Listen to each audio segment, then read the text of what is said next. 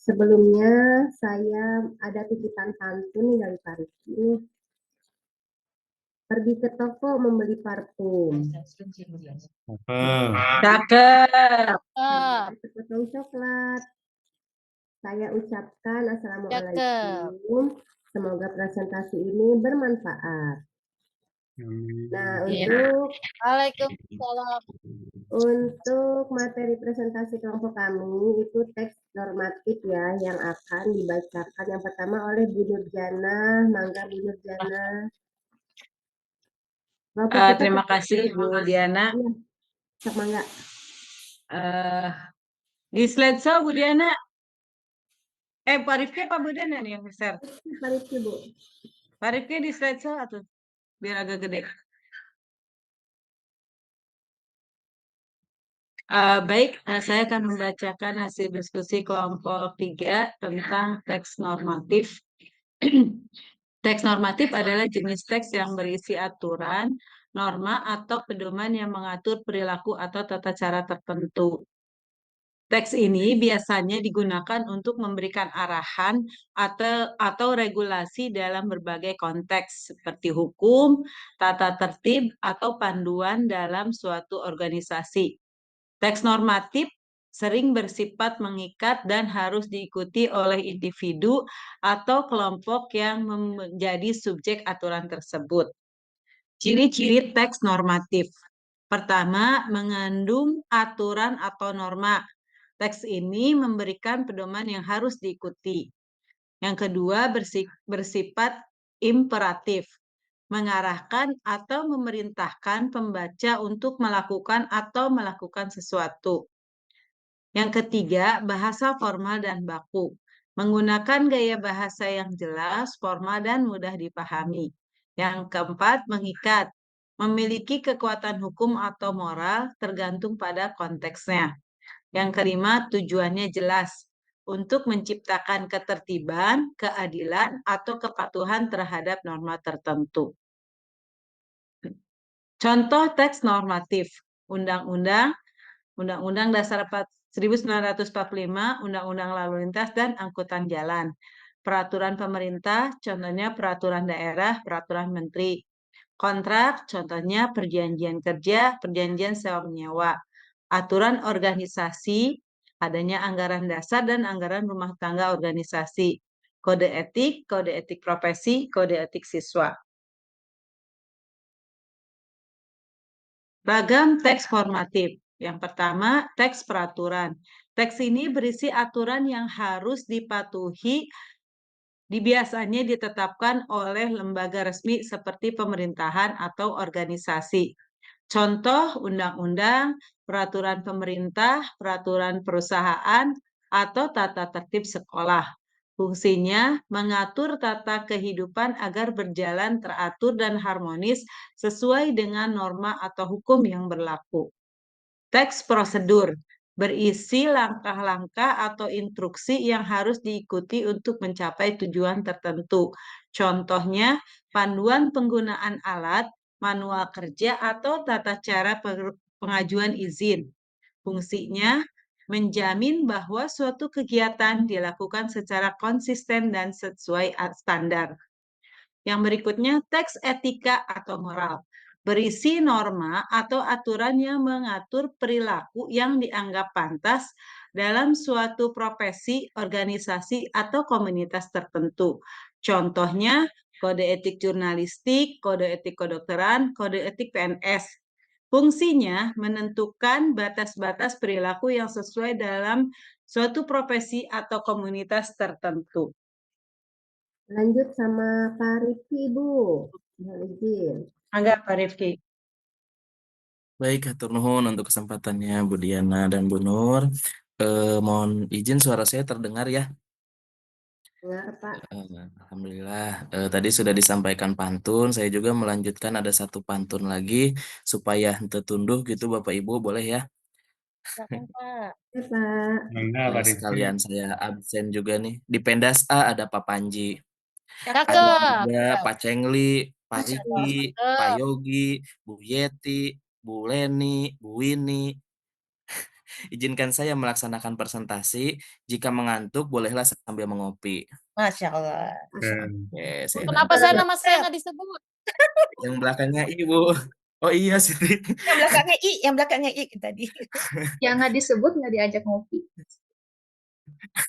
Semuanya kita ngopi. Ayo, Bu. Oke, lanjut ya, Bapak Ibu. Ragam teks normatif yang berikutnya yaitu teks kontrak. Teks kontrak ini biasanya berisi kesepakatan resmi antara dua pihak atau lebih yang mengikat secara hukum. Contohnya yaitu kontrak kerja, perjanjian jual beli, barang atau lain sebagainya, surat perjanjian pinjaman. Adapun fungsinya yaitu untuk mengatur hak dan kewajiban masing-masing pihak untuk menghindari perselisihan. Yang berikutnya yaitu teks hukum.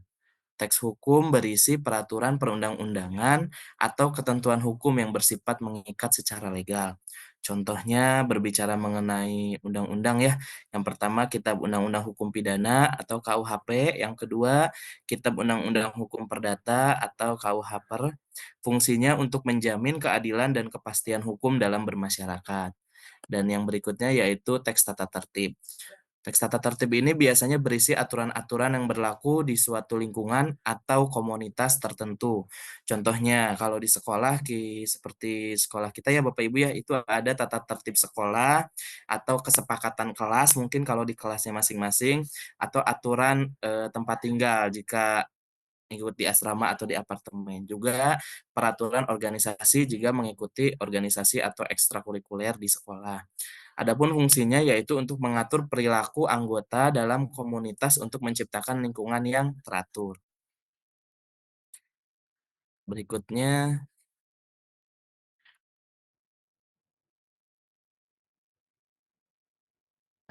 ada teks adat atau norma sosial. Teks adat atau norma sosial ini berisi aturan-aturan yang bersumber dari tradisi atau kebiasaan masyarakat tertentu. Contohnya yaitu hukum adat, norma-norma masyarakat, dari sopan santun atau kebiasaannya. Adapun fungsinya untuk menjaga kelestarian budaya dan harmoni sosial. Yang berikutnya yaitu teks kebijakan. Teks kebijakan berisi keputusan atau arahan yang dibuat oleh pihak yang berwenang untuk mengatur atau memandu suatu tindakan atau program.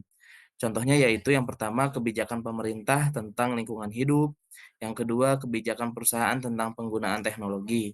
Adapun fungsinya untuk mengarahkan tindakan sesuai dengan visi, misi, dan tujuan tertentu. Fungsi teks normatif kami rangkum menjadi 5. Yang pertama yaitu memberikan sebuah pedoman. Teks normatif ini berfungsi sebagai panduan atau rujukan untuk melakukan suatu tindakan tertentu sesuai dengan aturan yang berlaku. Contohnya peraturan lalu lintas, tata tertib sekolah, atau pedoman kerja. Yang kedua yaitu mengatur perilaku. Teks ini berperan dalam mengatur perilaku individu atau kelompok agar sesuai dengan norma yang telah ditetapkan. Misalnya undang-undang yang mengatur hak dan kewajiban sebagai warga negara.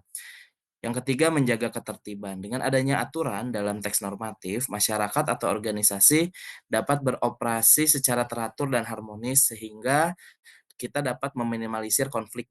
Yang keempat yaitu memberikan sanksi atau konsekuensi. Teks normatif seringkali memuat sanksi bagi yang melanggar aturan yang telah ditetapkan. Hal ini bertujuan untuk memastikan kepatuhan terhadap norma. Dan yang kelima yaitu mendorong kepatuhan. Teks normatif ini membantu individu memahami apa yang diharapkan dari mereka dalam situasi tertentu, sehingga dapat mendorong kepatuhan terhadap norma atau agama. Lanjut ya Pak Rizky. Siap, mangga Bu Diana. Struktur umum teks normatif part 1. Yang pertama, judul atau identitas aturan. Bagian ini berisi nama atau judul teks normatif yang menunjukkan isi atau fokus dari aturan tersebut. Ciri-cirinya singkat dan jelas, menggambarkan tujuan atau ruang lingkup aturan. Contohnya, Undang-Undang Nomor 20 Tahun 2003 tentang Sistem Pendidikan Nasional dan Tata Tertib Peserta Didik Sekolah X, Y, dan Z. Yang kedua, pembukaan atau pendahuluan. Bagian ini menjelaskan latar belakang, dasar hukum, atau tujuan dibuatnya teks normatif. Isi yang biasanya terdapat pada bagian ini, latar belakang, tujuan, dan dasar hukum. Latar belakang yaitu alasan dibuatnya aturan atau peraturan tersebut.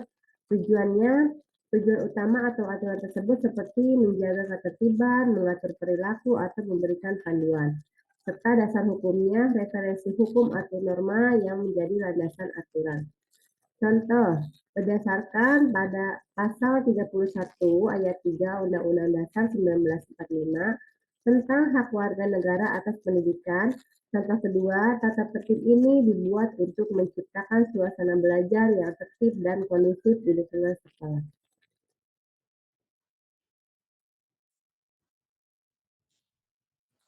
Struktur umum teks normatif part 2. Yang ketiga, kita lanjut tadi yang kedua, sekarang yang ketiga. Isi atau ketentuan bagian utama. Bagian ini merupakan inti dari teks normatif yang membuat aturan, ketentuan, prosedur, atau norma yang harus dipatuhi.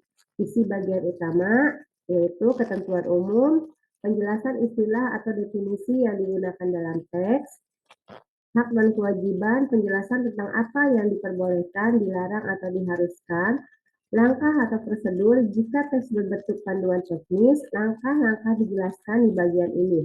Sanksinya, konsekuensi yang akan diterima jika aturan dilanggar. Contohnya yaitu setiap siswa wajib hadir tepat waktu sebelum pukul 7.00. Pelaku yang melanggar aturan ini akan dikenakan sanksi administratif berupa teguran tertulis. Yang keempat, yaitu penutup atau penegasan.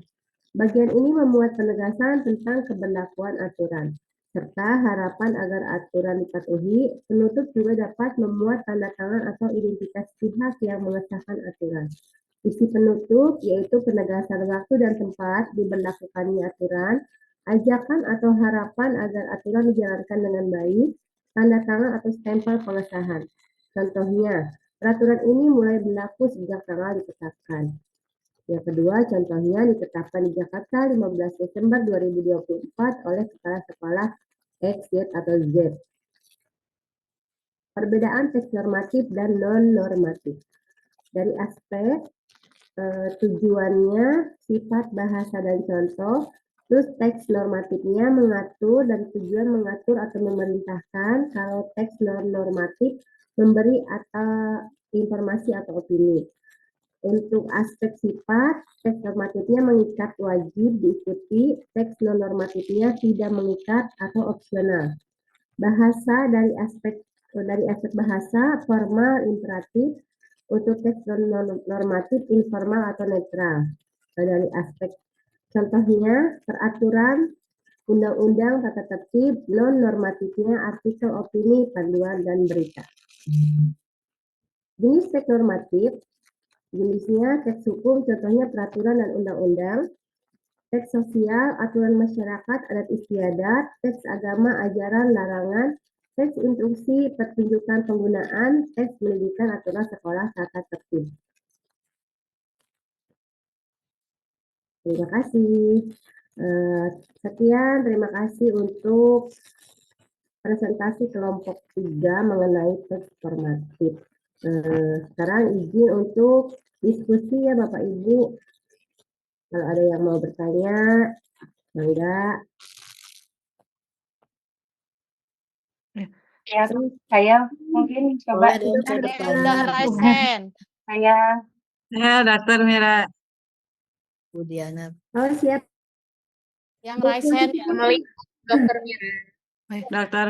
Iya, Bu, ini Maaf, Bunda Dwi. Mohon maaf Tapi Bapak dan ada Ibu, diskusi, ini Bu kesalahan murni dari saya. Ya, Saya betul-betul lupa. Mohon maaf, memang lagi banyak keluarga ngumpul di rumah, jadi sampai lupa. Saya ada jadwal Zoom. Memang dari tadi pagi saya Zoom terus. Jadi saya nggak enak sama. Tadi saya ke bawah, ternyata ngobrol-ngobrol sampai pas saya lihat handphone, saya nggak lihat handphone. Astagfirullahalazim. Mohon maaf sekali. Sudah presentasi Bapak dan Ibu? iya Ibu, barusan kelompok kami sudah presentasi. Iya. Mohon maaf. Apakah sudah dibuka sesi tanya jawab? Ini baru mau Sudah. Ibu. Oh iya, Baru mau. silakan Bapak dan Ibu, saya mencatat ya. Ada Pak Teguh yang resen tuh. Saya pertama tadi. Oh yang Gus. presentasi siapa saja ya, mohon maaf. Presentasi ini kelompok berapa? 3, kelompok 3. 3, Bu. Kelompok 3, baik. Yang pertama Pak Teguh, kemudian siapa lagi? Enggak kelompok, kalau Pak Rifki, Bu Diana, Bu Nurjana. Pak Rifki. Yang kedua Bu Diana. Bu Diana dengan Ibu Nurjana. Boleh ditampilkan layarnya, dibagikan bukan file ya. Share screen untuk PT-nya. PPT-nya. Siap, Ibu. Ya, mohon maaf ya. Baik, Ibu Diana tadi yang jadi moderator. Iya, betul Ibu. Ya, silakan dilanjutkan Ibu Diana. Mohon maaf terganggu sama kehadiran saya. Iya, tidak apa-apa Ibu. Baik teman-teman, tadi saya udah mempresentasikan kelompok kami. Yang mau bertanya tadi udah ada Bu Siti Kulsum, Pak Teguh, sama Bu Ika. Kita buka 3 pertanyaan untuk part pertama ya. Silakan Bu Siti Kulsum untuk pertanyaan pertamanya. Baik Ibu, terima kasih. Tadi luar biasa presentasinya ya, begitu lengkap sekali. Cuma yang ingin saya tanyakan, ketika kita menyampaikan teks normatif terkait teks prosedur ataupun jenis teks yang lain, terkadang ini ada hambatannya karena anak itu minat bacanya kurang, ya, apalagi terkait teks prosedur. Apabila kita menyampaikan teks prosedur tersebut, terkadang anak cenderung tidak tertarik dengan apa yang kita sampaikan gitu. Otomatis anak itu berarti kan tidak paham apa yang ada dalam teks tersebut. Nah, apakah ada langkah-langkah agar teks tersebut mudah dipahami oleh anak sehingga anak bisa menyampaikan lagi apa yang ada dalam prosedur tersebut? Jadi pertanyaan Bu Itu Siti. saja Ibu. Oh iya, Bu saya ulang Diana. ya. Langkah-langkah agar teks normatif dapat dipahami oleh siswa gitu Bu. Iya, dapat dipahami atau ya atau minat anaknya jadi apa ya, minat anaknya jadi muncul terhadap teks prosedur tersebut. Oke, Ibu minat anak. Sebentar ya Bu, saya catat dulu.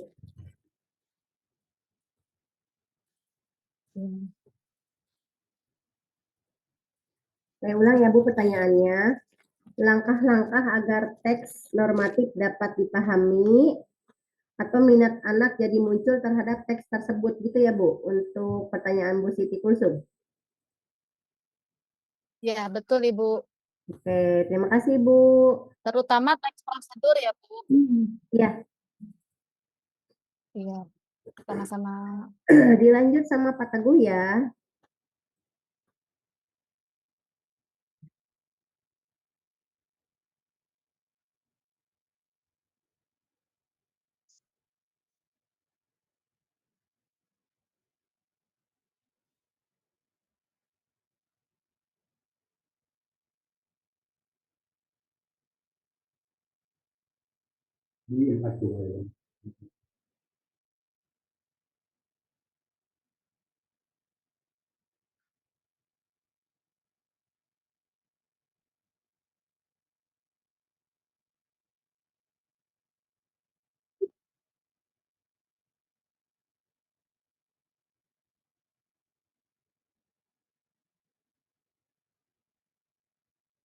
Teks formatif.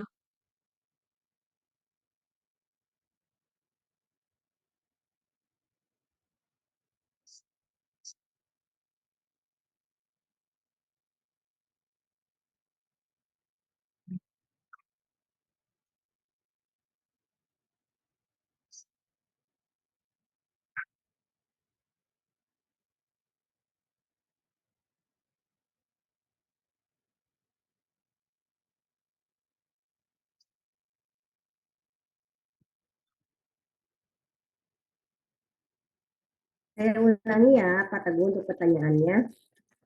Apakah kesepakatan kelas termasuk ke dalam teks formatif?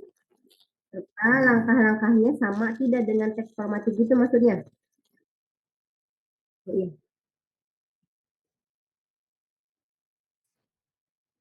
Baik Pak, terima kasih. Satu pertanyaan lagi ya. Untuk Bu, siapa tadi Bu Ika yang sudah raise Ya, hand? siap. Ya, baik. Terima kasih, Bu Diana. Kebetulan saya sehati sama Pak Teguh nih. Jadi yang ingin saya tanyakan itu tadi ya tergelitiknya ke situ, ke tentang keyakinan kelas atau kesepakatan kelas gitu kaitannya dengan tata tertib pada salah satu contoh dari teks normatif. Itu yang akan ditanyakan saya sama persis dengan Pak Teguh. Cuman saya mungkin menambahkan saja, memang ternyata keyakinan kelas atau kesepakatan kelas ini termasuk ke dalam seragam teks normatif, boleh menyisipkan tentang apa namanya materi ini pada materi eh, jika kita mengajarkan dari teks normatif di siswa itu. Itu saja mungkin tambahannya. Karena tadi sebagian pertanyaannya sudah disampaikan sama aku. Terima kasih Bu Diulangi, Diana. maaf Bu Ika, boleh menyisipkan Ya, materi? ya, memasukkan materi apa namanya keyakinan kelas ini dalam materi misalkan gini, di SD kita akan menerangkan tentang teks normatif. Kita memberikan contoh teks normatif itu salah satunya adalah tata tertib gitu ya.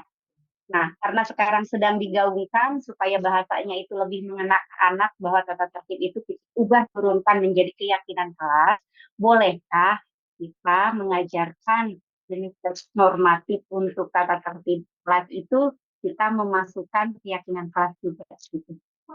Terima kasih Bu Diana. Terima kasih juga Bu Ika. Boleh menyisipkan materi keyakinan kelas dengan mata pelajaran. Baik, untuk pertanyaan Bu, apa? Jawab Bunur, dulu, Bu. yang nomor 3. pertanyaan nomor 3, begini bukan sih? Bolehkah menyisipkan materi keyakinan kelas dengan mata pelajaran? Mengaitkan mungkin ya, mengaitkan. Betul nggak Bu Begini, Ika? punten, ketika kita memberikan materi teks normatif kepada siswa SD, salah satu contohnya itu adalah tata tertib gitu. Nah, boleh nggak selain tata tertib kita memasukkan keyakinan kelas gitu di materi ragam teks normatif ini jika memang pertanyaan sebelumnya bahwa keyakinan kelas ini termasuk dalam jenis ragam teks normatif. Oh, jadi untuk boleh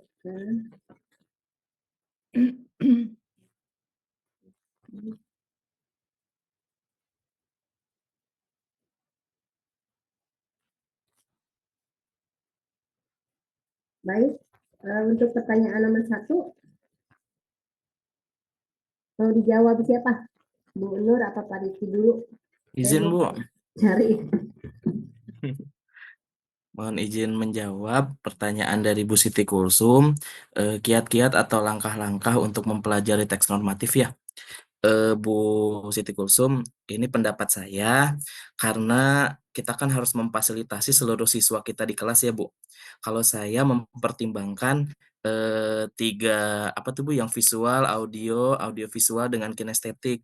Jadi tidak hanya menyampaikan materinya, tapi kita juga harus memberi contohnya langsung. Kalau misalkan tadi Bu Siti Kulsum sampaikan khususnya teks prosedur gitu ya, Bu Siti Kulsum ya.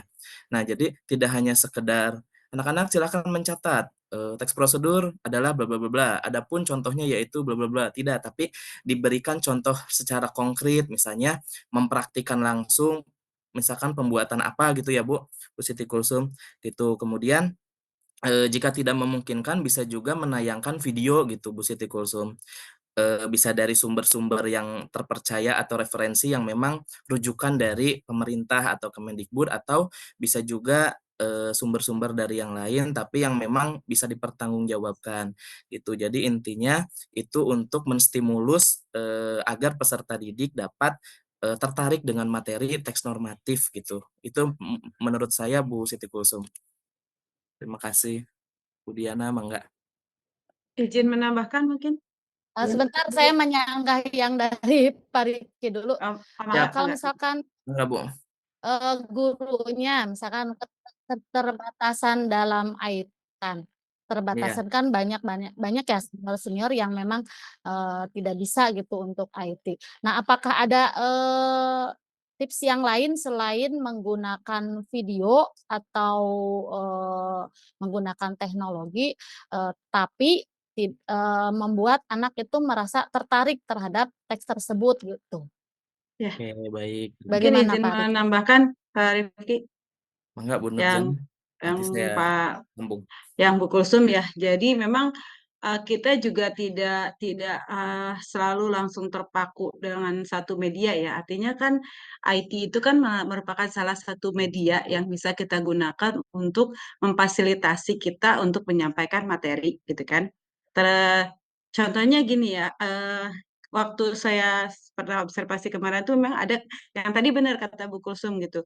Untuk beberapa guru yang senior yang misalnya memang 2 tahun lagi mau pensiun atau memang bukannya keterbatasan ya, bukannya mereka tidak bisa sebenarnya, mungkin memang keterbatasan juga gitu ya menggunakan apa namanya IT. Tapi mereka kemarin yang saya lihat mereka bisa menggunakan demonstrasi langsung, misalnya kayak menyediakan kartu kartu kata atau kartu kalimat gitu ya misalnya kayak demonstrasi langsung gitu membuat aturan kelas misalnya mereka membuat beberapa kata gitu atau kalimat yang itu membuat kesepakatan. Kebetulan kemarin saya lihat ada guru yang mengambil materi tentang PKN.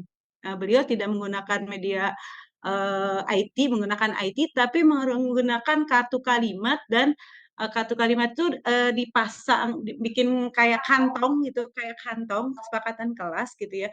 Jadi diambil nanti ditanya nih sama anak-anak dengan kalimat ini kalian setuju tidak gitu kan dibuat mau membuat kesepakatan kelas ya prosedur lah bisa membuat normatif kalimat normatif tapi ada prosedurnya gitu disepakati dulu ketika mau membuat permainan atau membuat kesepakatan itu gitu misalnya disepakati pertama anak mengambil kartu itu terus menyatakan bahwa dia setuju nggak dengan kartu yang diambil itu dengan kalimat yang tertera di situ setuju apa tidak. Kalau setuju misalnya ditempatkannya di sebelah kanan dan sebelah kiri gitu yang seperti itu gitu.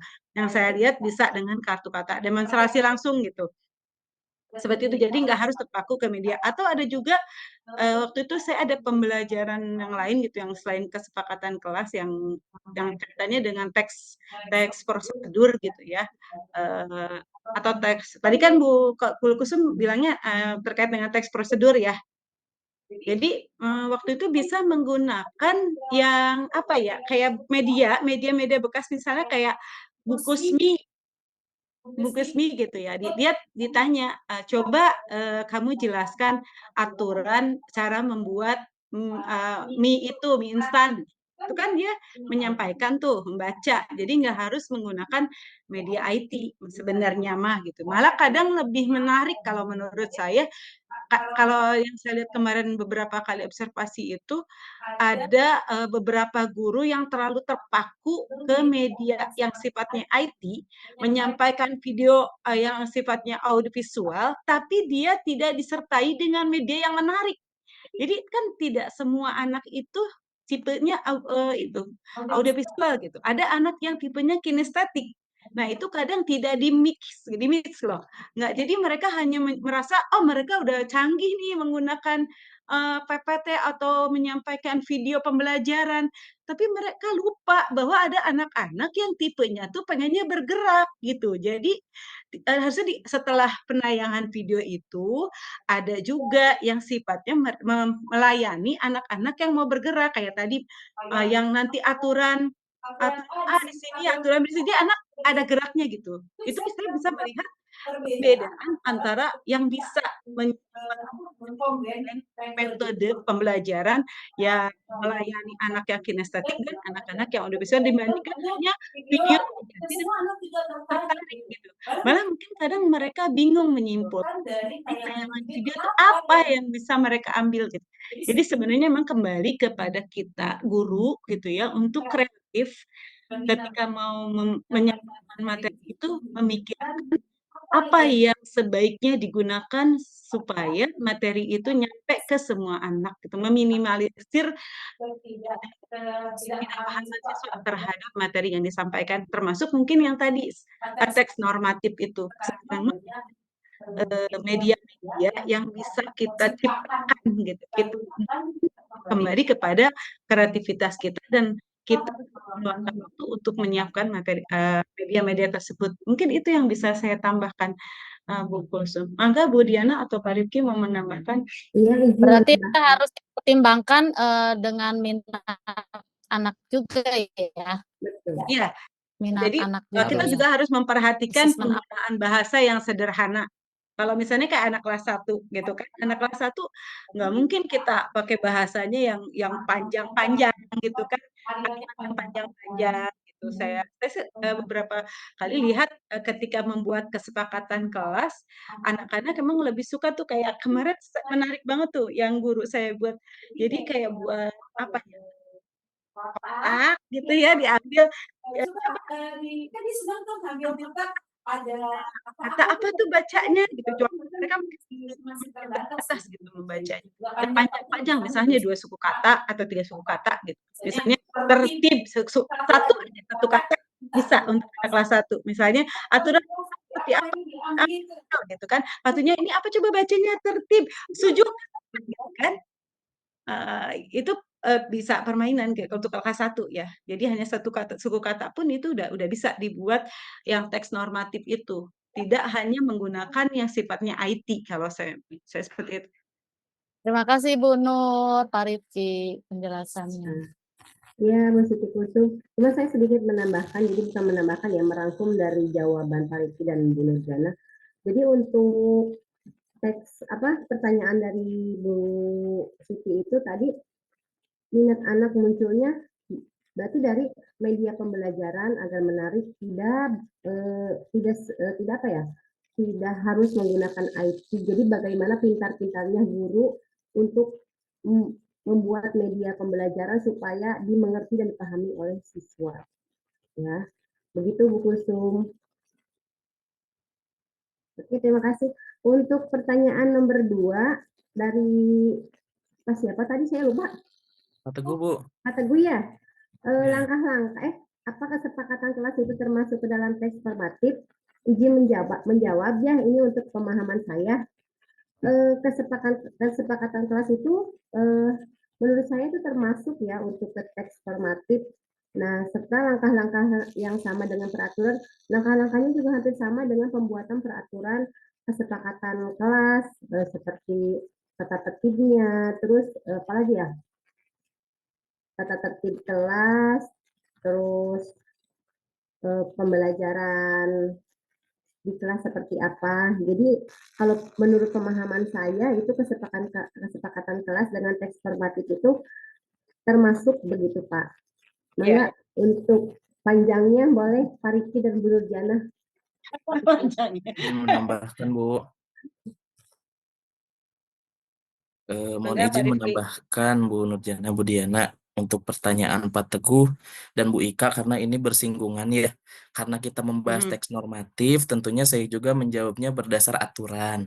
Jadi Bapak Ibu berdasarkan Permen Dikbudristek BSKAP nomor 032 tahun 2024 mengenai capaian pembelajaran itu mengenai materi teks normatif khususnya termuat di 2 mata pelajaran. Yang pertama yaitu di mata pelajaran Bahasa Indonesia.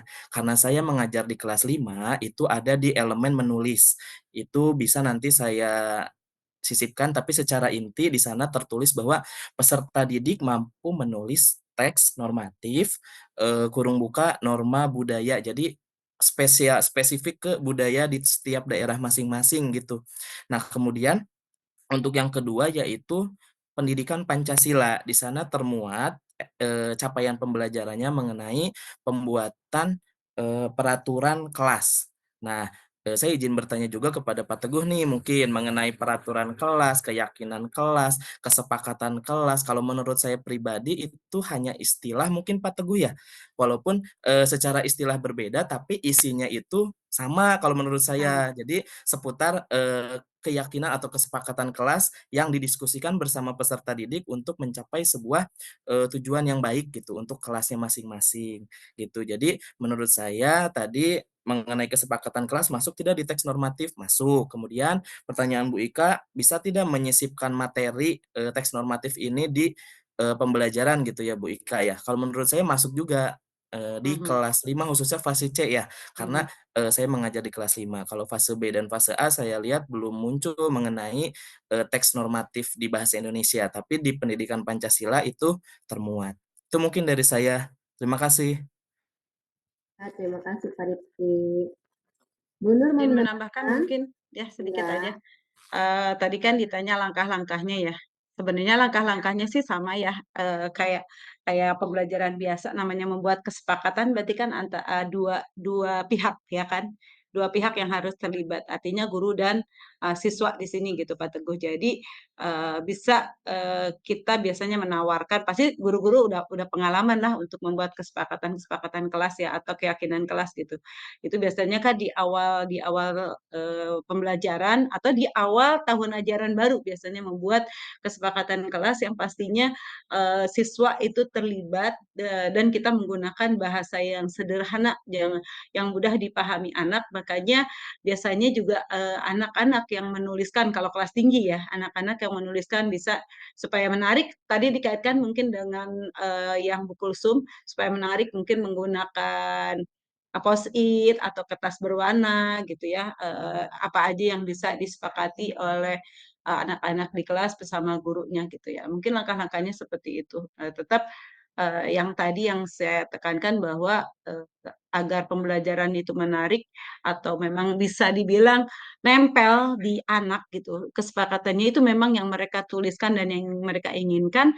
Boleh mereka menuliskan apa saja yang mereka mau, terus didiskusikan yang sama intinya mungkin bisa disaring, nanti ditempel yang memang udah disepakati supaya mereka benar-benar merasa memiliki dibandingkan kalau kita hanya ngetik, nempel, tata tertib kelas.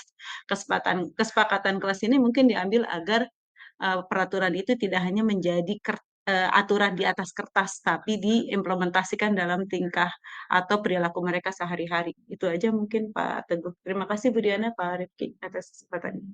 baik. Terima kasih Bu Nur, Diana, sama Pak Rifki. Jadi untuk pertanyaan Pak Teguh dan Bu Ika tadi sudah dijawab langsung sekaligus ya. Nah, berikutnya penguatan dulu mungkin dari Dokter Mira, Mangga. Baik, terima kasih Bapak dan Ibu. Mohon maaf saya tidak bisa tadi di awal melihat presentasi Bapak dan Ibu, tapi mohon Pak Teguh mengirimkan salindianya. Eh, saya sudah mendengar pertanyaan dan jawaban yang disampaikan oleh kelas A. Tadi yang disampaikan oleh Bapak dan Ibu sudah sangat baik sekali. Saya sifatnya hanya menguatkan saja. Prinsipnya teks ini ketika dibawa atau disampaikan kepada siswa, baik yang sesuai dengan apa, KIKD ya kalau sekarang tuh namanya apa tadi yang dibilang Pak Rifki tuh? CP, CP, CP, Belajar TP, ATP, Bu. CP, CP, ATP. ya, CPTP. CPTP. Jadi capaian pembelajarannya itu tentu memuat apa yang harus nyampe ke siswa. Tadi sudah disampaikan sama Pak Rifki kalau nggak salah. Jadi ada di mata pelajaran PKN dan ada di mata pelajaran Bahasa Indonesia. Tentu saja ini disampaikannya tergantung pada fasenya ada di A, B, atau C. Karena ini terkait dengan kalimat, kata, dan paragraf yang sesuai dengan struktur Ya. pengetahuan mereka. Ini penting dilakukan karena tidak semua kelas punya struktur pengetahuan yang sama. Teks formatif dalam pikiran saya, eee, tadi betul yang disampaikan tata tertib itu termasuk pada teks formatif. Tetapi tentunya untuk kelas 5 mungkin ya, kita bisa memperkenalkan teks formatif yang lengkap, yang sepatasnya ini disampaikan untuk, orang dewasa atau remaja menuju dewasa. Tapi mereka sepertinya itu juga boleh diperlihatkan bagaimana rupanya undang-undang gitu, bagaimana rupanya yang berkaitan dengan teks formatif yang untuk bacaan dewasa. Jadi mereka tahu bentuknya saja, hanya mengenal. Namun tadi Pak Rifki bilang untuk bahasa Indonesia itu tingkatannya sampai menulis, bukan mengenal. Jadi itu sebetulnya berat ya. Kalau menurut saya ya berat itu karena biasanya bertahap mengenal dulu, kemudian, mengenal itu bisa dengan membaca, mendengarkan, dan, menyimak misalnya. Sampai akhirnya menulis berarti tingkatannya sangat tinggi. Kalau sampai menulis berarti dia harus melihat dulu contoh, melihat dulu apa yang sudah jadi yang bisa disebut dengan teks formatif, sehingga mereka bisa meniru apa yang diberikan oleh gurunya sebagai contoh. Barangkali itu saja penguatannya. Jadi pada prinsipnya semua jawaban dari Bapak dan Ibu sudah sangat baik sekali, hanya menguatkan bahwa perlu dipertimbangkan capaian pembelajarannya, tingkatannya mana, ternyata tadi tinggi sekali karena sampai tahap menulis. Artinya kita bukan hanya mengenalkan, tapi harus sampai bisa mereka membuat tata tertib. Mungkin ini karena setelah lulus SD, mereka punya punya kesempatan untuk memutuskan sesuatu yang sifatnya adalah, apa namanya, ketentuan gitu ya, tata tertib dan lain sebagainya, begitu. Baik Bapak dan Ibu, jika ada yang masih mau disampaikan, disilahkan saya kembalikan ke moderator. Baik, terima kasih Bu Mira. Penguatan dari sesi pertama 3 pertanyaan. Apakah dibuka lagi ini untuk pertanyaan selanjutnya? Silakan. Oke, saya buka lagi untuk pertanyaan selanjutnya. Yang sudah raise hand itu ada Bu Yola. Iya. Mangga Bu Yola. Saya mau nanya tadi. Saya nggak raise hand deh. Tapi Nggak kalau apa-apa angkat deh. tangan, Nggak mau. Nggak apa-apa. Mau tanya, terima kasih. udah siap. Terkait tadi ya, saya menyimak bahwa teks normatif itu kan menggunakan kata yang baku ya. Nah, tentunya kan terkadang mengenalkan anak itu keseharian itu kan mereka menggunakan bahasanya itu yang, kadang tidak baku gitu ya, campur-campur ya gitu kan. Kadang terus kalau anak tuh, "Bu, kok bahasanya jadi begini?" Karena kalau bahasa menggunakan kata-kata yang baku itu, mungkin kurang terbiasa dengan anak-anak. Nah, bagaimana membiasakan anak-anak supaya mereka itu bisa memahami, kata-kata baku yang nanti kaitannya tentu digunakan dalam membuat, tata tertib atau kesepakatan kelas. Seperti itu, terima kasih. Karena tadi teks formatif itu tentunya menggunakan kata baku. Terima kasih.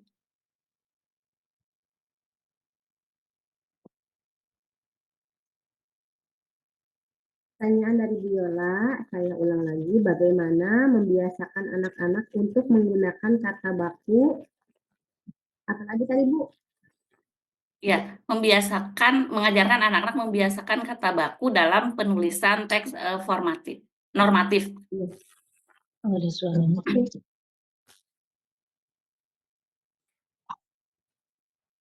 Untuk pertanyaan kedua, ada yang mau bertanya? Boleh Bu Diana, saya ingin bertanya. Ya, mangga Ibu. Bismillahirrahmanirrahim. Bu Diana, saya ingin bertanya, bagaimana kan kalau di anak usia sekolah dasar itu agak sulit ya untuk menerapkan bagaimana kita mengajarkan tentang teks normatif, terus kemudian teks prosedural. Mungkin adakah metode yang paling tepat untuk mengajarkan teks normatif atau teks dan teks prosedural ini kepada siswa anak usia sekolah dasar? Karena kan kita ketahui anak usia sekolah dasar itu literasinya boleh dibilang sangat kurang sekali. Mungkin guru itu punya trik atau metode yang tepat untuk menjelaskan bagaimana supaya anak itu paham lebih paham dan lebih mengerti untuk teks normatif. Terima kasih, Bu Diana. Izin saya ulang ya Ibu untuk pertanyaan Ibu. Bagaimana mengajarkan teks normatif anak SD? Menerapkan Metode yang ya untuk anak metode yang paling tepat itu kira-kira apa? Metodenya untuk fase apa Bu? Apa semua? Apa hanya fase? Minta contohnya untuk misalnya fase A itu kan kelas 1 dan 2, dan kemudian yang fase yang C itu kan kelas 5 dan kelas 6. Terima kasih. Oke, baik Ibu. Untuk pertanyaan ketiga, nggak ada. Kalau nggak ada, dijawab dulu untuk pertanyaan dari Bu Yola. Mangga Pak Rizky. Baik, izin Bu. Enggak. Ya, izin menjawab pertanyaan dari Bu Yola, bagaimana membiasakan anak-anak untuk menggunakan atau menuliskan kata baku ya? Prinsipnya tentu bagaimana guru masing-masing. Hanya saya menekankan pada 3 poin penting Bu Yola. Yang pertama yaitu kita sebagai guru, sosok yang digugu dan ditiru harus memberikan dulu contoh dan penjelasan mengenai kata baku itu. Kemudian kita jadwalkan latihan untuk peserta didik kita menuliskan kata baku agar menjadi pembiasaan. Dan berikutnya setelah melakukan latihan, adakan evaluasi seperti itu Bu Yola. Agar apa? Ada evaluasi agar tahu perkembangan dari yang sudah kita ajarkan gitu Bu Yola. Untuk nantinya ada tindak lanjut apakah ada perubahan atau tidak. Nah, nanti ketahuan setelah evaluasi. Itu mungkin dari saya. Terima kasih. Mangga Bu Diana, Bu Yola, Bu Nur. Bu Diana, Pak Rifki, saya izin menambahkan. Siap Bu. Tadi memang saya setuju dengan pendapat Pak Rifki ya. Tentunya pasti harus ada latihan, pembiasaan gitu ya. Karena memang sesuatu yang bisa dibilang asing mungkin di telinga mereka gitu harus dibiasakan gitu. Sampai kadang-kadang saking asingnya bahasa yang baku itu ketika ada anak-anak yang menggunakan bahasa yang formal, kitanya jadi kayak geli gitu ya, maksudnya kayak ya aneh banget sih gitu ya. Nah hal-hal kayak gitu yang mungkin kita terus biasakan diinginkan tadi dengan latihan, ada evaluasi, bisa juga menggunakan media yang edukasi ya, seperti misalnya kita anak-anak diminta nonton acara TV tapi misalnya yang berita gitu ya, atau putar video yang memang berita yang sifatnya memang menggunakan bahasa baku. Pasti kita ada juga di lapangan mungkin menemukan anak-anak yang bahasanya formal gitu. Dan itu malah kadang jadi bahan ejekan teman-teman yang lain gitu karena asing buat mereka ketika ada anak-anak tertentu yang bahasanya itu formal gitu. Saya pernah ngalamin tuh kayak gitu ketika anak saya sendiri gitu bahasanya tuh baku karena sering dibacain cerita, akhirnya yang keluar tuh bahasa buku gitu. Jadi itu asing kadang-kadang tidak terbiasa. Tentunya tadi dengan tugas kita kan sebagai guru mengubah sesuatu yang kurang baik menjadi baik gitu, yang tadinya anak-anak tidak tahu menjadi tahu ya. Tentunya tadi dengan latihan, memberikan kesempatan anak-anak untuk ya latihan membaca atau nonton TV sebagai media edukasi, tentunya bukan TV yang sembarangan bahasa canda-candaan, tapi misalnya kayak berita gitu. Mungkin seperti itu. Tadi kembali kepada kita memang dituntut gitu sebagai guru untuk ya apalagi guru SD ya menguasai semua gitu.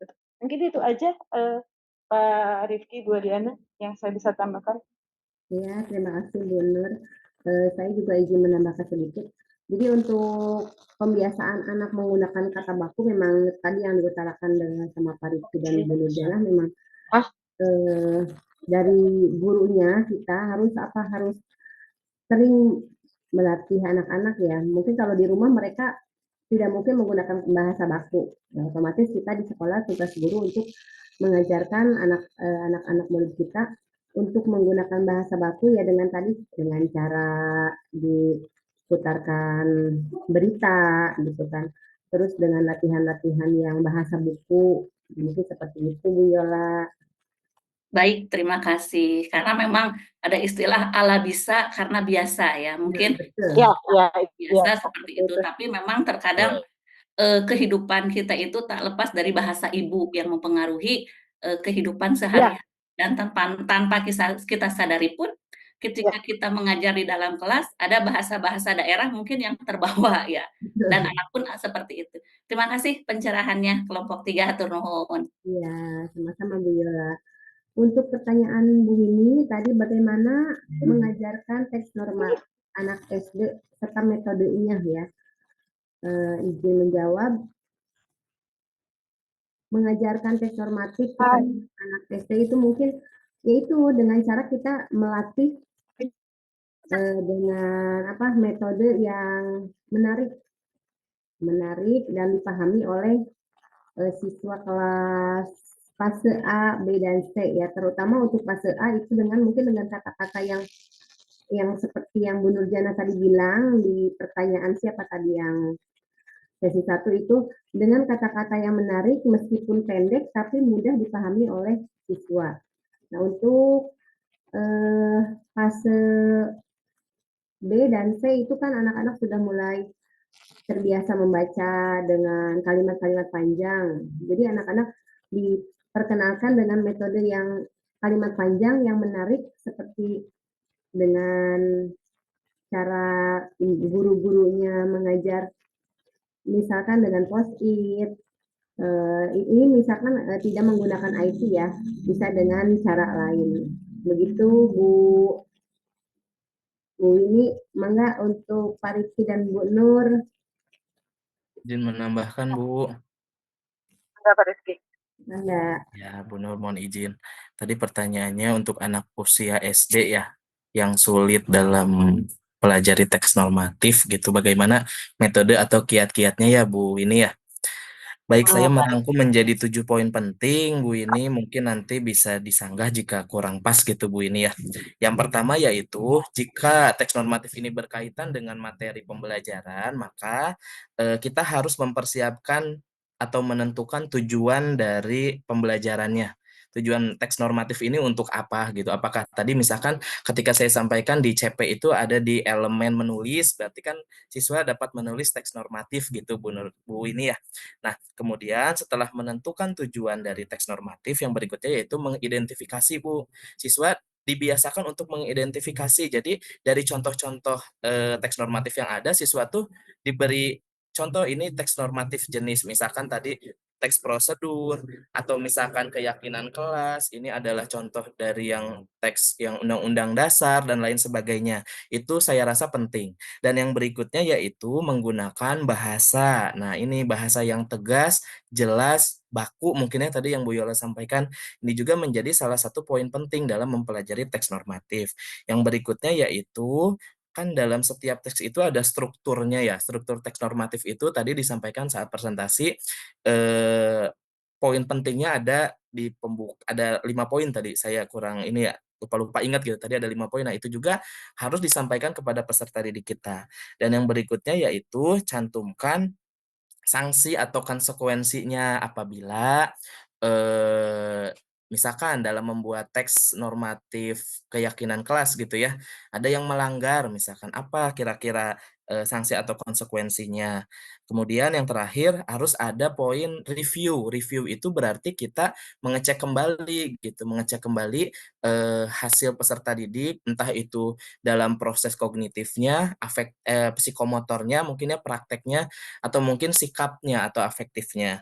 Dan yang terakhir yaitu mensosialisasikan atau mempublikasikan teks normatif yang dibuat oleh peserta didik itu. Ini sebagai salah satu apresiasi gitu Bapak Ibu ya, karena peserta didik kita itu jangan salah loh, senang ketika diberi apresiasi, akan ada momen yang terkenang oleh peserta didik kita. Itu mungkin salah satu metodenya Bu ini ya. Dari saya terima kasih. Terima kasih Pak Rifki, jawabannya luar biasa. Siap. Ingin menambahkan mungkin Pak Rifki, Bu Diana. Mangga. Dengar nggak suara saya? Dengar, Bu. Dengeran, Bu. Tadi kan tadi saya setuju tuh yang apresiasi tadi ya. Bisa juga mungkin ditambahkan dengan permainan peran gitu. Ketika kita mengajarkan teks formatif, misalnya ada yang perannya sebagai pejabat sama atau guru dengan atau bisa juga dengan kalau untuk anak yang kelas rendah, mungkin kelas bawah, fase A mungkin ya. Tadi kan di kata Pak Rizky dikaitkan tujuan dari pembelajaran teks formatif itu mau apa gitu. Misalnya kayak kalau anak kelas fase A misalnya untuk dia supaya tertib misalnya, atau supaya dia mengikuti aturan gitu, mungkin kaitannya dengan pelajaran PKN ya. Bisa mungkin dengan menggunakan visualisasi gambar atau poster gitu. Ada tulisan di dalam di poster itu. Mungkin bisa seperti itu untuk tadi kan teksnya harus jelas, baku gitu ya. Jadi menggunakan poster yang ada di bawahnya ada tulisan yang jelas.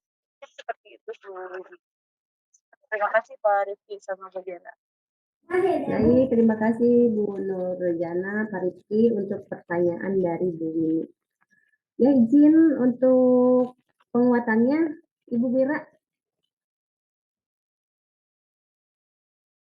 Putar, Ibu masih di mute. Mohon maaf, saya tadi diganggu sama anak kecil, jadi saya mute takut kedengeran. Baik, terima kasih Bapak dan Ibu. Tadi pertanyaan dan jawabannya luar biasa. Pertanyaannya canggih, jawabannya juga lebih canggih. Jadi klop. Saya hanya menguatkan saja, ada 2 hal sebenarnya yang ingin saya sampaikan, penekanan kepada Bapak dan Ibu. SD adalah pondasi awal ya, untuk menguatkan struktur pengetahuan di dalam dirinya. Bahasa ini adalah modalnya untuk berkomunikasi. Ketika kita batasi mereka harus berbicara secara formal, itu bagaimana caranya kita juga menguatkan bahwa bahasa daerah itu penting. Pengalaman saya ketika saya di Gorontalo, banyak sekali mahasiswa yang berasal dari daerah. Kalau dibilang pedalaman saya terlalu ekstrim kayaknya ya. Maksudnya di kabupaten-kabupaten yang wilayahnya agak terpencil begitu, mereka datang dengan bahasa daerah mereka. Tetapi ketika mereka berbaur dengan anak kota nih ditanya bahasa daerah pasti jawabannya bahasa Indonesia. Jadi anak kota ini miskin dengan bahasa daerah. Karena di kota itu biasanya orang tua mengajarkan bahasa Indonesia dan anaknya jadi terbiasa bahasa Indonesia. Tapi bahasa Indonesianya yang bahasa Indonesia campuran. Ini juga terjadi sepertinya di daerah Sunda. Nah, jadi ketika kita membuat teks formatif, tentu bahasa daerah itu akan dibawa-bawa. Itu menurut saya nggak masalah. Karena itu adalah bahasa ibu, yang justru ketika itu ditinggalkan, kita akan kehilangan bahasa daerah. Tapi bagaimana caranya memaintenance kita menjadi multilingual, kita dituntut harus bisa bahasa Inggris, dituntut harus bisa bahasa Indonesia, dituntut juga harus bisa berbahasa daerah. Ini memang, mungkin menyulitkan, guru-guru untuk mempertahankan itu, tetapi tidak ada salahnya ketika dicoba. Jadi kita punya kamus besar bahasa Indonesia. Apa yang dikeluarkan oleh siswa tentu sesuai dengan yang di-input oleh mereka. Ketika membuat sebuah teks formatif, ada bahasa-bahasa yang baru bagi mereka, itu jangan didengar melalui orang lain. Jadi kalau di dalam contoh ada bahasa-bahasa yang sulit dipahami oleh mereka, biarkan itu menjadi istilah yang harus diketahui oleh mereka. Jadi ada daftar kosakata baru yang mempunyai arti, kalau untuk kelas 5 sepertinya ini efektif. Tapi untuk kelas 1 mungkin agak kesulitan ya. Jadi untuk kelas 5 seperti yang sampaikan Pak Rifki dengan capaian pembelajaran harus sampai menulis, berarti mereka bukan hanya mampu mengucapkan tetapi menuliskannya dengan benar. Jika mereka itu kesulitan, tentu kita sediakan daftar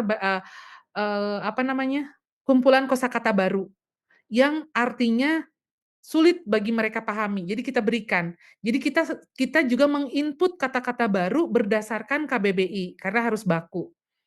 Jadi itu menjadi suatu pengetahuan yang baru, itu menjadi ilmu yang baru untuk mereka sehingga mereka bisa menggunakannya sejak kita mengajarkan teks formatif.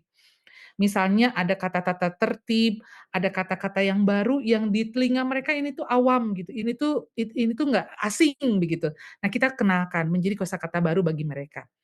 Mudah-mudahan ketika pembelajaran dengan tadi Pak Rifki sudah menyampaikan teknik atau metode atau strategi pembelajaran yang dipilih, banyak sekali kita bisa menggunakan yang disampaikan oleh Pak Rifki, kita juga bisa menggunakan teknik kooperatif tipe jigsaw atau inquiry atau snowball, banyak sekali pilihan-pilihan yang bisa disesuaikan dengan capaian pembelajarannya.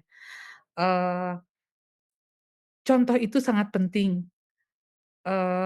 Ketika ibu membatasi bahwa anak-anak atau siswa-siswa harus berbicara dengan formal di lingkungan mereka, itu beban bagi kita.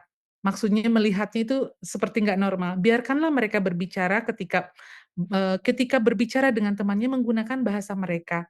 Tidak perlu kita paksa menjadi bahasa formal. Karena negara kita itu menuntut ada 3 bahasa, cintailah bahasa Indonesia, bahasa Inggris juga harus, tapi kita bicaranya di mana dulu nih? Karena bahasa Inggris bahasa internasional maka harus kita kuasai, tanpa menghilangkan kemampuan siswa untuk belajar bahasa daerah dan bahasa Indonesia. Ada istilahnya dari kantor bahasa tapi saya lupa. Jadi bahasa Indonesia harus dijunjung tinggi, bahasa Inggris harus apa, bahasa daerah harus bagaimana. Jadi ketika anak-anak tidak bisa berbahasa formal, tidak perlu dipaksa karena struktur pengetahuan mereka kosakatanya masih terbatas. Tentu kita yang akan menginputnya dan biarkan mereka berkembang secara alami, bahasa daerah perlu dipertahankan. Jangan sampai kita kehilangan bahasa Sunda karena kita ada di wilayah Sunda, tetap harus dijaga. Itu saja barangkali Ibu Diana dan kelompok 3, Bapak dan Ibu, semoga ini bermanfaat dan berguna untuk dipraktekkan di kelas masing-masing. Terima kasih. Baik, terima kasih Bu Mira penguatan untuk materi kita di kelompok 3. Nah, berarti ini sudah selesai ya untuk diskusinya. Baik, saya akan tutup. Terima kasih untuk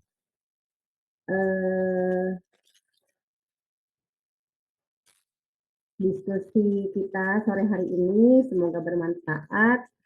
Terima kasih juga untuk Pak Rifki dan Bu Nurjana di kelompok 3. Mudah-mudahan pertemuan kita kali ini bermanfaat, membawa ilmu yang bermanfaat. Tadi kan saya buka dengan Dengan pantun ya. Tutup lagi nih pantun yang dari Pak Rifki titipannya. Mantap, siap. Kalau nggak ditutup nanti jomplang. Saya tutup. Hantu dedemit pergi berlari. Aduh, hantu dedemit. Tidak terasa, tidak tersentuh. Mohon pamit undur diri. Wassalamualaikum warahmatullahi wabarakatuh. Waalaikumsalam warahmatullahi wabarakatuh. Waalaikumsalam warahmatullahi wabarakatuh. Ya, Pak Cengli tidak menjawab. Ya. Asep Sopian. Oh, Pak Asep Sopian tidak bertanya ini, tidak menjawab. Sinyal kayaknya. Sinyal.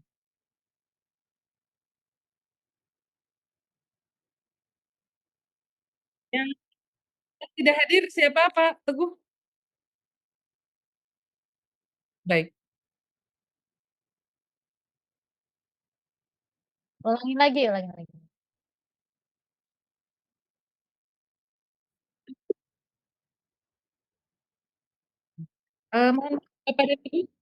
Bapak dan Ibu, mohon maaf, bagaimana dengan tugas? Apakah ada perkembangan? Teksnya sudah ada?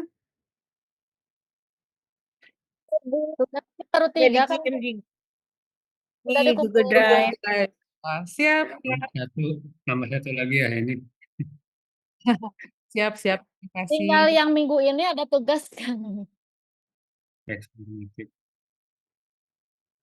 Ya.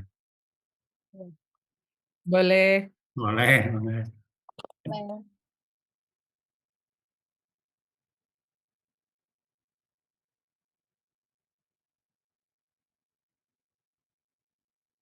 Oke, Pak Teguh. Oke, terima kasih Bu Mira. Dodi. Ya, Ibu. Selamat Terima kasih Bu Mira. Assalamualaikum. Kelompok 3. Terima kasih. Selamat tahun baru Ibu. Ya, sama-sama. Selamat liburan. Selamat kasih, libur yang Dr. Mira. panjang ya. Iya, Ibu. Ah, nggak ada libur panjang, Bu. Selamat ini liburan 1 tahun pendek. Bu Nuriana. 1 tahun Ibu libur. disibukkan tuh. Liburnya disibukkan tugas. Iya, semangat mengabdi untuk negeri. Terima Sama- kasih Ibu. Ya, Terima baik. kasih, Bu. Selamat beristirahat, berkumpul dengan keluarga. Iya, Assalamualaikum. Waalaikumsalam warahmatullahi wabarakatuh. Hatur nuhun Ibu. Ketemu lagi. Hatur nuhun kelompok 3. Ya, masuk ya? Jangan lupa bolos ya. Keluar dulu. Jam 7 ya, siap-siap.